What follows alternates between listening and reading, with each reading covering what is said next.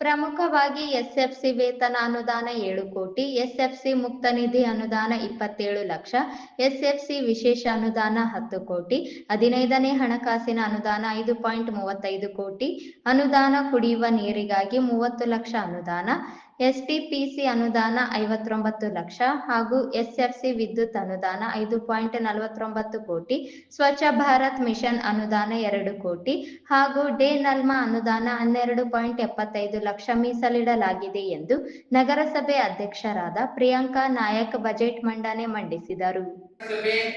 ನಿಧಿಗೆ ನಿರೀಕ್ಷಿತ ಆದಾಯ ಟೌನ್ ಹಾಲ್ ಬಾಡಿಗೆ 19,73,000 ರೂಪಾಯಿಗಳು.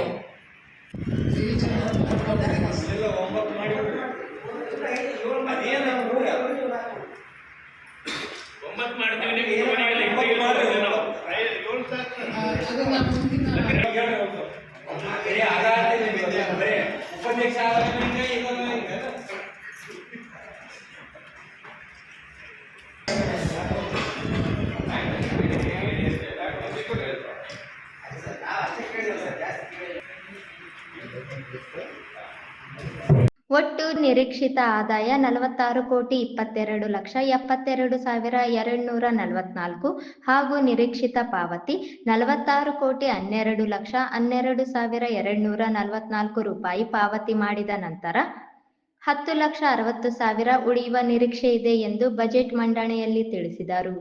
ಈ ಸಂದರ್ಭದಲ್ಲಿ ವಿರೋಧ ಪಕ್ಷದ ನಾಯಕರಾದ ಚಂದ್ರಶೇಖರ್ ಮೈಲಾರ್, ಮಾಜಿ ನಗರಸಭೆ ಅಧ್ಯಕ್ಷ Mallikarjuna police Patil, K Shekharappa, Jilani Pasha, H Basha, ಸಣ್ಣ ವೀರಭದ್ರಪ್ಪ, ಮುತುರ್ಜಾ ಹುಸೇನ್, ವೀರೇಶ್ ಹಟ್ಟಿ, ಶರಣಪ್ಪ ಉಪ್ಪಲದೊಡ್ಡಿ, ಸತ್ಯನಾರಾಯಣ, ಗರೀಬ್ ಪಾಷಾ, ಚಂದ್ರಶೇಖರ್ ಗೌಡ ಸೇರಿದಂತೆ ಅನೇಕರು ಬಜೆಟ್ ಮಂಡನೆ ಸಭೆಯಲ್ಲಿ ಹಾಜರಿದ್ದರು.